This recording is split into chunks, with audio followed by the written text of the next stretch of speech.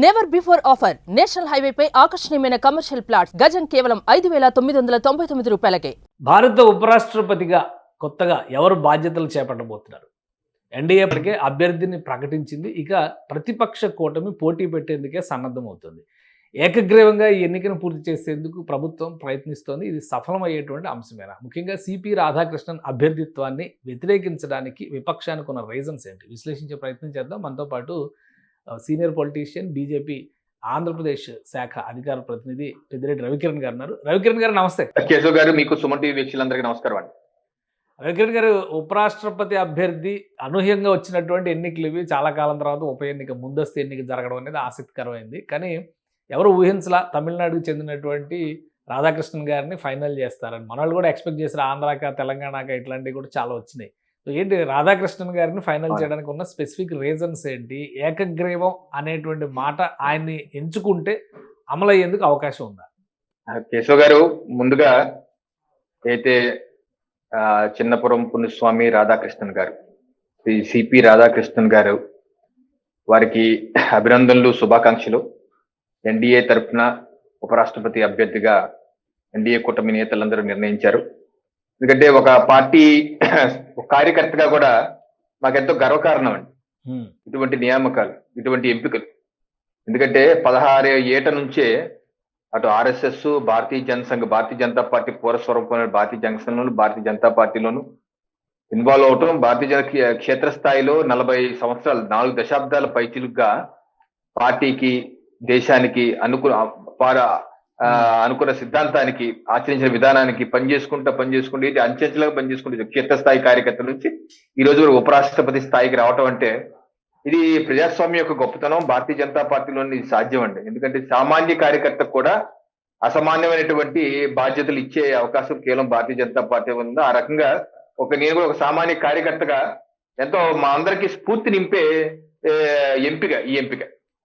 ఇక రెండు, ఇది ఏకగ్రీవం అవుతురా అంటే, సో ఇప్పుడు మాకు ఇప్పుడు ఇక్కడ ఓటర్స్ ఎవరండి?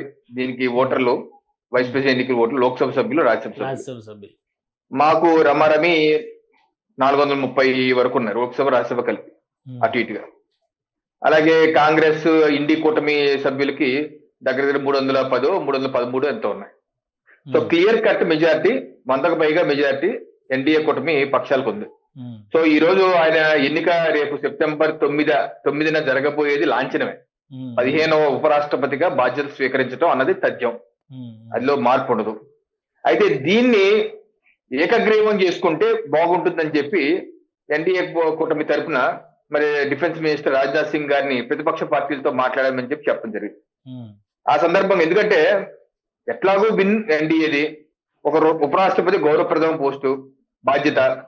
అలాగే ఫస్ట్ టైము అంటే చాలా కాలం తర్వాత తమిళనాడు నుంచి ఆర్ వెంకటరామన్ గారి తర్వాత, అంతకుముందు సర్వేపల్లి రాధాకృష్ణ గారు మొదటిసారి చేసినప్పటికీ ఆర్ వెంకటరామన్ గారి తర్వాత చాలా కాలం తర్వాత తమిళనాడుకి ఈ అవకాశం, తమిళ పుత్రుడికి ఈ అవకాశం కలుగుతుంది.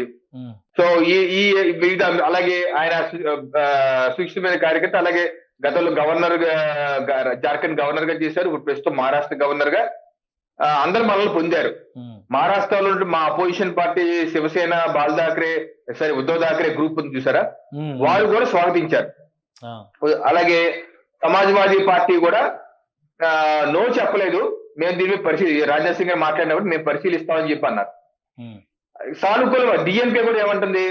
డిఎంకే మాకు తమిళనాడు నుంచి ఒక క్యాండిడేట్ ని ఎన్డీఏ పెట్టారు కాబట్టి మేము వాళ్ళకు ఓటేసే పరిస్థితి ఉంది.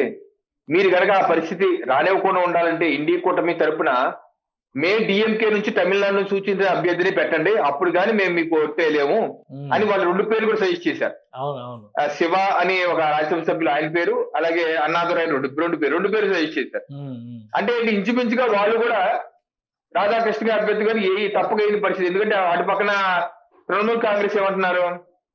రాజకీయాల్లో లేని వ్యక్తిని పేరు పెట్టండి అని చెప్పి అంటున్నారు. పేరు సూచించని ఇండి కుటుంబాలు అంటున్నారు. రాజకీయాలతో సంబంధం లేని వ్యక్తి జగదీప్ ధన్కడ్ గారు కూడా రాజకీయాలతో సంబంధం లేని వ్యక్తే కదా, ఆయన కూడా వ్యతిరేకించారు కదా విపక్షాలు. అంటే జగదీష్ ధన్కర్ గారు గతంలో జనతా దళ్ లో ఉన్నారు, అలాగే కాంగ్రెస్ పార్టీలో ఉన్నారు. అలా రకరకాల రాజకీయ ఆయన సొంత పార్టీ కూడా పెట్టినట్టున్నారు. సో రకరకాల రాజకీయ పార్టీ నేపథ్యం ఉంది.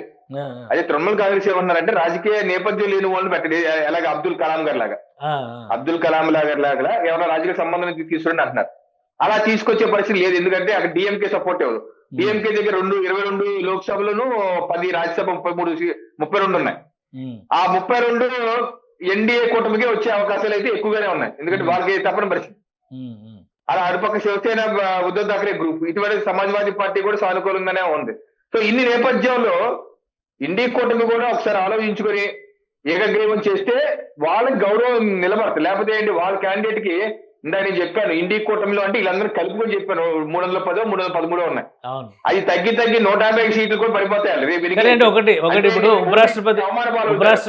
ఉపరాష్ట్రపతి బాధ్యతలు ఎవరు తీసుకుంటే వాళ్ళు రాజ్యసభ చైర్పర్సన్ గా కూడా వ్యవహరిస్తారు. సో అక్కడ సభా నిర్వహణ బాధ్యతలు కూడా వాళ్ళ చేతుల్లో గట్టిగా ఉండేటువంటి అవకాశం ఉంది. కాబట్టి విపక్షాలు మొదటి నుంచి వ్యతిరేకిస్తుంది, మొదటి నుంచి మాట్లాడుతుంది ఏంటంటే సభను నడిపించేటువంటి క్రమంలో విపక్షాల వాయిస్ని నొక్కేస్తున్నారు, అందుకనే రాజకీయాలకు అతీతమైన వ్యక్తిని పెట్టండి అంటారు. ఇప్పుడు రాధాకృష్ణన్ గారిని ఫైనల్ చేసే ముందర ఎన్డీఏ పక్షాల తరఫున కానీ లేదా బీజేపీ పక్షాన్ని కానీ ఏదైనా రాయబారం నడిచిందా? అభ్యర్థిని ప్రకటించిన తర్వాత ఇప్పుడు సంప్రదింపులు జరిపితే ప్రయోజనం ఉంటుందా? అంటే ఒకటండి, కాంగ్రెస్ పార్టీ ఈ దేశాన్ని దశాబ్దాలుగా పరిపాలించింది, 66 దశాబ్దాలు పరిపాలించింది. వారి హయాంలో ఉపరాష్ట్రపతిగా అభ్యర్థుల్ని ఎప్పుడన్నా సరే పార్టీకి అతీతమైన వ్యక్తులు తీసుకొచ్చారా? వాళ్ళు ఏమన్నా ఉపరాష్ట్రపతి అభ్యర్థుల్ని ఎప్పుడన్నా పార్టీలకు అతీతంగా ఉన్న వాళ్ళని తీసుకొచ్చి కూర్చోబెట్టారా? వాళ్ళు ఏమన్నా ఈ ప్రెసిడెంట్ చేస్తే మనల్ని అడగచ్చు. ఈ రోజు వాయిస్ తొక్కేయటం ఏముంది? అసలు వాయిస్ వినిపిస్తే రాజ్యసభకి రావట్లేదు కదా. రాజ్యసభలో అయిన దానికి కాని దానికి మనకు సంబంధం లేని కోర్టులో ఉన్నవి, వేరే దేశాలకు సంబంధించినవి, లేకపోతే ఎక్కడో దాని మీద ఎవడో ఏదో అంటాడు, ఎక్కడో దాని మీద, లేకపోతే ఎక్కడో ఏదో గూఢాచార్య వ్యవస్థ ఇది లీక్ అయింది అంటారు, దాని మీద ఏదో కారణాలు చెప్పి డిస్టర్బ్ చేయడం తప్పితే, అడ్డం పట్టడం తప్పితే లోక్సభ పార్లమెంట్ సమావేశాలకి కార్యకలాపాలకి హస్తక్షేపం చేసింది ఎక్కడ? హస్తక్షేపం చేసింది ఎక్కడా లేదు కదా. ఆ సీట్ లో లోక్సభలో ఉంది సార్, లోక్సభలో ఆ చైర్ లో కూర్చునేది ఎవరు? అధికార పక్షం నుంచే కూర్చుంటారు కదా, ఎంపీని కూర్చుంటారు కదా. నిష్పాక్షికంగా అంటే ఈ రోజు మనం 7 దశాబ్దాలుగా పైచుంటే 1950లో మన రాజ్యాంగం వచ్చింది, ఎలక్షన్లు 52లో అయినా అప్పటి నుంచి ఇప్పటి వరకు ఆ స్థానంలో కూర్చుంది ఎంపీఏ కదా లోక్సభలో. మరి లోక్సభలో ఇప్పటి వరకు వాళ్ళు 6 దశాబ్దాల పైకి పరిపాలించినప్పుడు లేని ఇబ్బంది ఇప్పుడే వచ్చేసింది. వాళ్ళకన్నా ఎక్కువ ఘోరంగా చేశారు ఎవరన్నా? వాళ్ళకన్నా ఎక్కువ ఘోరంగా ఏకపక్షంగా చేసింది ఎక్కడ? ఇప్పుడు ప్రతిపక్షం కూడా they should be ready for debate. ఏదైనా సభకు మనం వస్తే లోక్సభకు రాజ్యసభకు you should be able to discuss, debate and dispose. చర్చించు, అనుకూలంగా ఉంటే అనుకూలంగా, వ్యతిరేకిస్తే వాకౌట్ చేస్తే వాకౌట్ చేయి.